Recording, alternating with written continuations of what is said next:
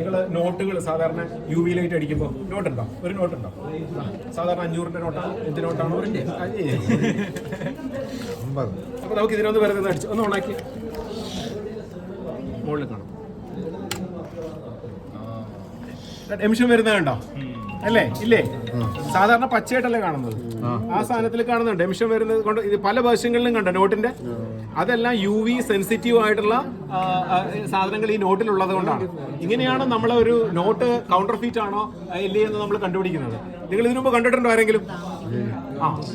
കാരണം എത്ര ഗാന്ധിജിയുടെ തലയിലടക്കം പലയിടത്തും നോക്കി പല രീതിയിലുള്ള കളറുകൾ കണ്ടോ?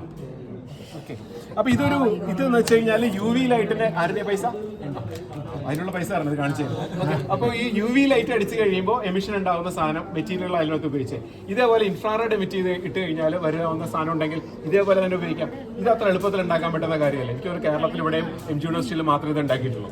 അപ്പോൾ വേറെ സാധനം പറയാം. ഒരു ഗ്ലാസ് ബോട്ടിൽ എടുക്കുന്നു, ഗ്ലാസ് ബോട്ടിലിനകത്തേക്ക് ഈ മെറ്റീരിയലിനെ നമ്മൾ ഇതിനെ എംബഡ് ചെയ്തു, ലേസർ ഉപയോഗിച്ചിട്ട് ഗ്ലാസ്സിൽ എംബഡ് ചെയ്യാം, ഒരു ലോഗോ പോലെ ചെയ്യാം. അപ്പോൾ ആ ഒരു വലിയ പെർഫ്യൂമാണെന്ന് വിചാരിക്കുക. പെർഫ്യൂമിന്റെ വില, ഒരു ബോട്ടിലിന്റെ വില ഒരു $15,000 ആണ്.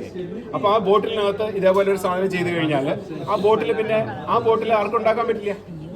ഇൻഫ്രാറെഡ് റേസ് വെച്ച് അടിച്ചു കഴിഞ്ഞിരുന്നെങ്കിൽ ആ ലോഗോ തെളിഞ്ഞു വരും. ഓക്കെ, അങ്ങനെ ഡിഫറെന്റ് അപ്ലിക്കേഷൻസ് നമുക്ക് ചെയ്യാം. അതേപോലെ ഈ ഡിസ്പ്ലേ ഡിവൈസസിലേക്ക് ഉപയോഗിക്കും, പല രീതികളിലേക്ക് അങ്ങനെ കാര്യം ഉണ്ടാകും. Okay, entropy കുറയുമല്ല.